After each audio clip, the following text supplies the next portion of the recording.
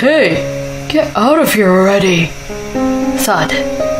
My husband pushed me out the front door and locked me out in the extreme cold. It was New Year's Eve. Wait, I'm freezing out there dressed like this. Please, let me in. No way. It's a punishment for not following my orders immediately.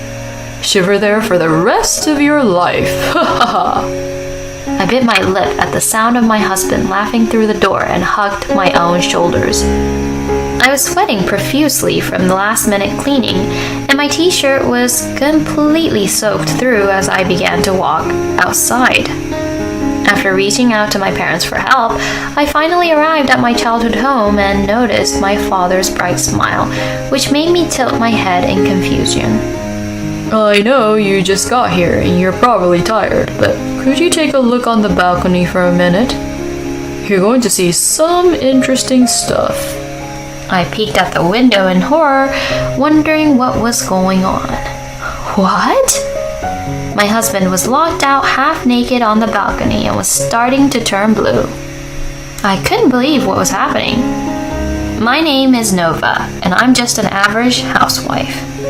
Edgar and I have been married for 10 years without even realizing it. We have a daughter named Holly who will turn 8 this year. And although we're not wealthy, we're not struggling financially either. Every day our child is healthy and shares their daily experiences with us, laughing and smiling. Living a stable life allowed me to appreciate the happiness in such simple and uneventful days. However, this doesn't mean that life is always free of unpleasant events. I have one depressing day a year. That is a total of 4 days from New Year's Eve to January 3rd. For the first 10 years of our marriage, my husband and I would go back to my in-laws' house every New Year's Eve morning, where I would prepare the New Year's meals with my mother-in-law. And in the evening, I would also prepare dinner and such. Up until that point, it was still okay. Many housewives like me still do these kind of things.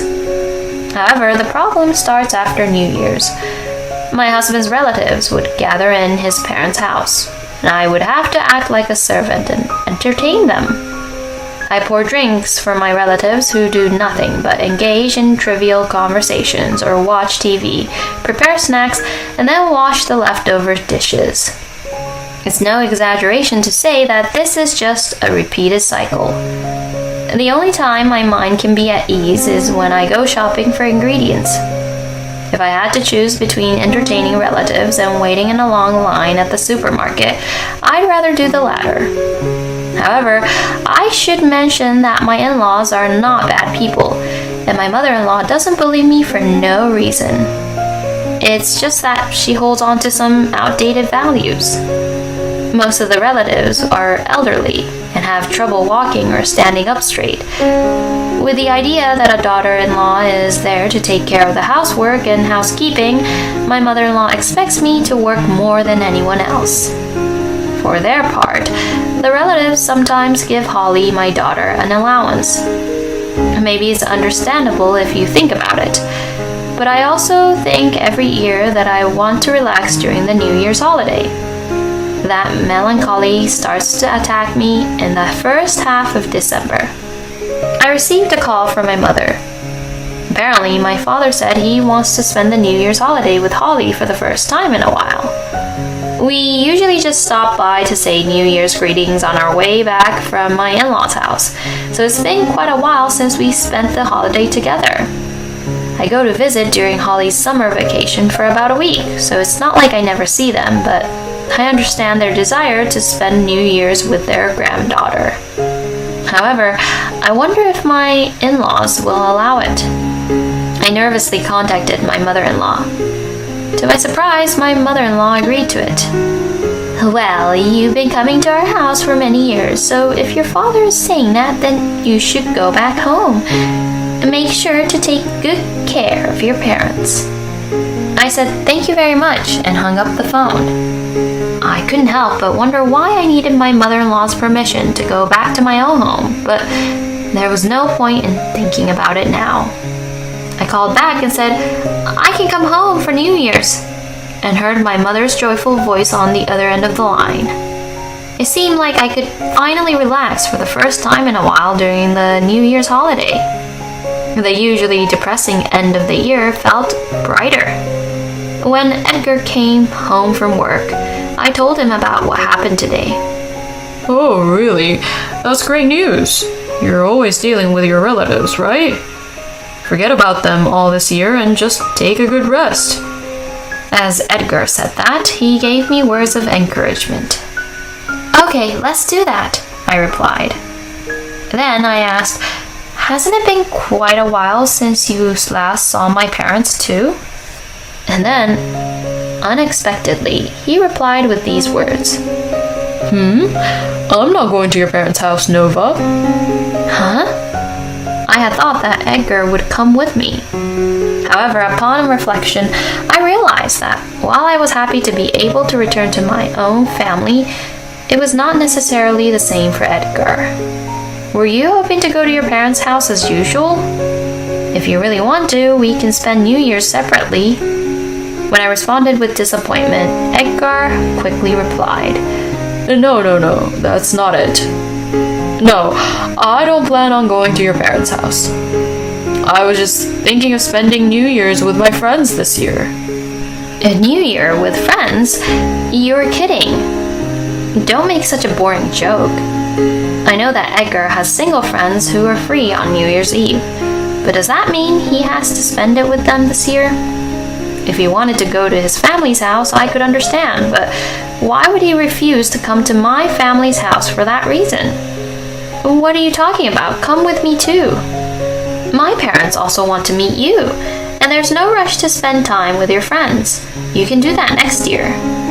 However, Edgar stubbornly refuses. Well, I don't know if we can gather with friends next year, and besides, I don't like your father, Nova. He's kind of muscular and intimidating for his age, and he seems like he would get angry no matter what, so he's scary. I didn't want to feel intimidated on such a celebratory day as New Year's. My father is a retired firefighter and still does daily muscle training. So I admit he has a more intimidating presence than an average adult male. But to not want to come because of fear of feeling intimidated on New Year's Day. I feel the same way. I don't want to feel intimidated either. But this is not something we've done every year. Do you realize how difficult it is to spend several days at my in-laws' place with no place to call our own, trying to be considerate of your parents and relatives? Do you understand how much of a challenge that has been for me? It's because you're a woman. There's nothing to be done about. Edgar raised his voice, exasperated by the argument. What do you mean there's nothing to be done about it? Don't say ridiculous things. Just as I was about to say so, I heard voices coming from the bedroom. Mom! Apparently our argument woke up my daughter. Sorry, Mom and Dad were so loud. Look, I won't make any more noise, so go back to your room and go to bed. I said this and headed to the bedroom with Holly. And then, on New Year's Eve, I was still at home, even though the time I had promised to meet my parents had passed. I should have arrived at my parents' house by sunset, but the cleaning took longer than expected. This year, I had put off going to my in-laws' house because I wasn't planning on visiting them. I was reflecting on this as I prepared to leave while wondering what exactly I had been doing. Suddenly, Edgar emerged from his room, seeming restless. I couldn't accept that Edgar had said he was going to spend New Year's Eve with his friends, so I ended up asking him about it. Hey, are you really not coming to my parents' house? Edgar showed obvious irritation at my question. You're so persistent. I said I'm not going. More importantly, how long are you going to stay at home? Soon my friends will come over to my place. If you and Holly were there, it would be a burden for them. That's right. Edgar had decided to spend New Year's Eve with his friends at our house, which was the reason why I had to clean the living room extra thoroughly. This was one of the reasons why the cleanup took so long. The come to think of it. If Edgar had helped with the cleaning, we could have finished earlier. Instead, he only cleaned his own room and then just lazed around. I was quite irritated by Edgar's attitude, but I didn't want to worry our parents any further by going past our agreed time. I did not talk back to Edgar and quietly helped Holly get ready. Edgar then opened his mouth again. Hey, are you done with Holly's preparation? When I replied with yes, we finished, Edgar suddenly approached us. Then he forcefully handed me a coat, wallet, and the bag with clothes that were nearby. All right, now go ahead and hurry up. Then he pushed us out of the house. Wait a minute. Although Holly was ready, I wasn't quite done with my preparations. I had just finished sweating from cleaning and was only wearing underwear and a t-shirt on the upper half of my body, just in case I got dirty. I had planned on wearing a sweater or something warm since I had heard it was going to get cold tonight. Wait, Edgar, I'm not ready yet. Hey, open up, I begged. But contrary to my plea, Edgar locked the front door. Great, I'm freezing with just this coat on. I even forgot my gloves and scarf. I knocked on the door a few more times, but there was no response. What is he thinking? I considered staying outside until Edgar's friends arrived, but that wouldn't be fair to Holly. So we decided to head to my parents' house instead, walking to the nearest station and taking a train there. I knew that just wearing a shirt and coat wouldn't be enough to keep me warm, so we bought some warm drinks and hand warmers from a convenience store. That's when I realized I left my phone at home. Should I go back to get it? But I doubt Edgar will let me in the house. Besides, if I saw Edgar's face right now, I might punch him. Let's be positive here. Without my phone, I wouldn't have to talk to Edgar until January 3rd. Okay, let's relax with Mom during the New Year's holiday, I said to Holly, and she replied with a cheerful yeah that showed she wasn't bothered by the cold. I arrive at my parents' house and my mother greets me. Welcome back, my mother welcomed me with a smile, but then looked puzzled when she saw me. Why are you dressed so lightly? It's cold outside. And where is your father? Huh? What do you mean? As I listened to her, I learned that my father was worried when I didn't show up at that agreed time and drove to my house. Oh no, did we miss each other? My phone is at home, so I'll call my dad's cell phone using the landline here. Just as I thought that, the phone at my parents' house rang. I heard my mother pick up the phone and say, "Oh, it's your father. Nova just got home." Perfect timing. My mother motioned for me to take the call. "Sorry, Dad. I was just about to call you," I said. "I left my phone at home." And then my father replied, Seems to be the case, doesn't it? "Why does he know that I forgot my phone? Was it just a guess?" As I was thinking about it, my father continued speaking. I know you just arrived and might be tired, but could you come back to your house for a bit, Nova? What is he talking about? My father was the reason why I came back to my parents' house, and now he wants me to go back home?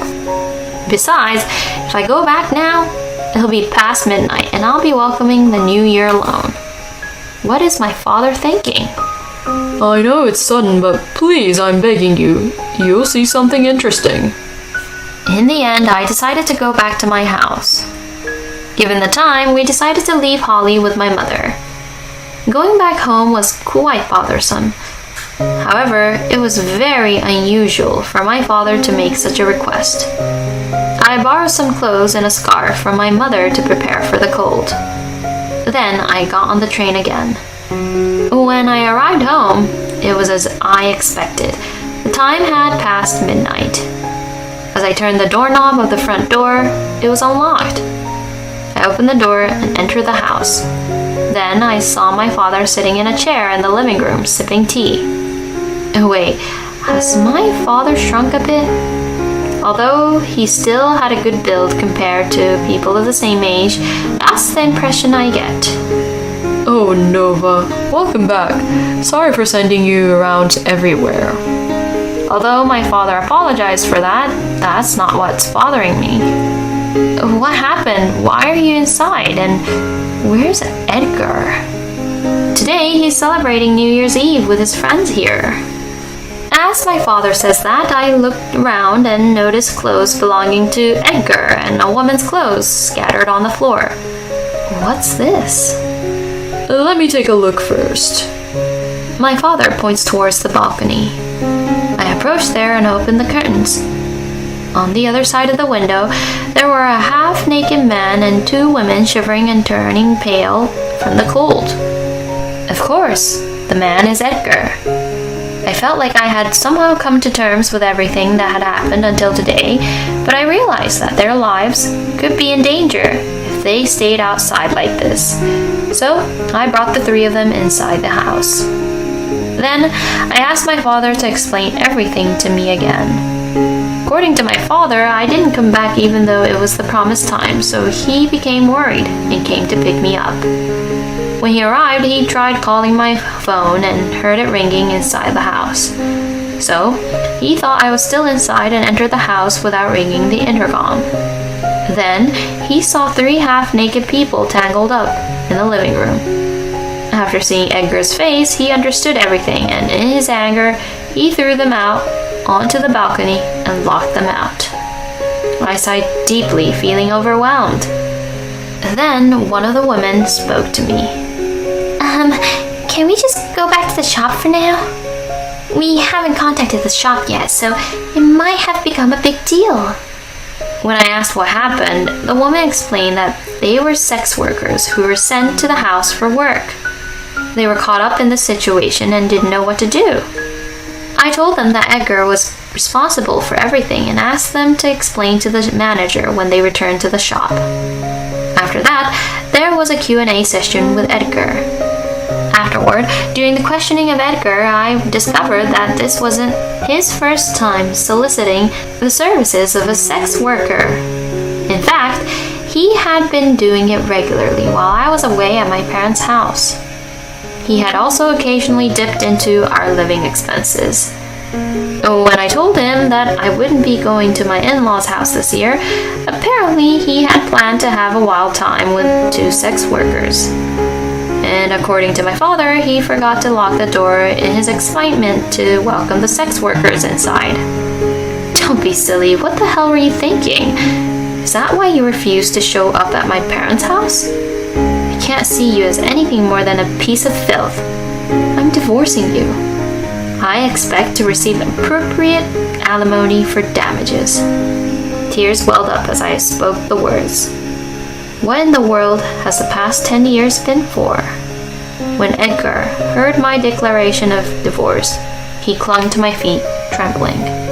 I mean, come on. I wasn't cheating on you with just one woman. It was just paid services. And besides, I'm the one who earns the money here. Divorce is too drastic, don't you think? Due to being left out on the balcony by my father, my husband was so cold that he couldn't speak properly.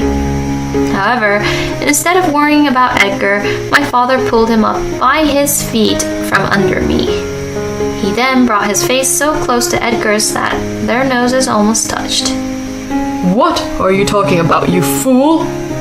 When you get caught cheating, you are 100% in the wrong. What do you mean, bought a woman with money? You hurt and made my daughter cry. Don't mess around. You've committed a serious crime by ruining our last New Year's Day. With that, my father takes his hand away from Edgar. Edgar fell to the floor and lay there motionless. Was this to be our last New Year's together? I had a nagging worry in my mind, but I stood over him and made my declaration. I'm getting a divorce from you no matter what. I'll inform your parents and demand the compensation I deserve. And as for custody, there's no way I'll let you have it. With those words, my father and I walked out of the house. Afterwards, Edgar and I got a divorce. I was able to obtain custody, and it was agreed that Edgar would make payments for compensation and child support over the course of the next 10 years or so. When I told my mother-in-law what had happened, she eventually came to my parents' house to apologize, and she was completely overcome with tears. "My son has truly caused you a great deal of trouble." She repeatedly bowed her head and said that she had disowned Edgar. So I asked her to continue seeing Holly occasionally. I told her that it wasn't her fault and that she should continue to love and care for Holly. As for Edgar, he reportedly received a hefty fine from the sex establishment, in addition to the compensation payment due to this incident. This includes unauthorized extensions without prior notice, sexual intercourse, and causing harm to the health of the sex worker. It seems that the fine could have been invalidated if Edgar had hired a lawyer, but he was already struggling to make payments for compensation and child support and didn't have the money to spare. As a result, it seems that every month intimidating individuals come to collect money from Edgar. By the way, I did let Edgar know that if he ever fails to make the alimony and child support payments on time, I will inform his employer about his misconduct. So he has no other option than to work like a horse to avoid that from happening. As for my father, he passed away a few weeks after the start of the new year. In fact, he had been feeling fatigued for some time, and when he went to the hospital, they discovered he had cancer. By the time he was diagnosed with stage 4, it was already too late for treatment. At first, he didn't believe it because he wasn't feeling any major symptoms and thought it was just a minor issue. However, according to the doctors, It's possible for your father's health to deteriorate to the point where he cannot maintain his current lifestyle. Please consider it a blessing if he lives for another 6 months. that's what we were told. So he said he wanted to spend New Year's with us for the first time in a long time. He was hospitalized a week after New Year's Day, even though he and Holly had a great time playing together. Fortunately, he did not suffer much and passed away peacefully after being taken care of by us. It was a hell of a way to start the new year, but now I've regained some composure. I'm relieved that I was able to be with my father during his final moments and that I could end things with Edgar.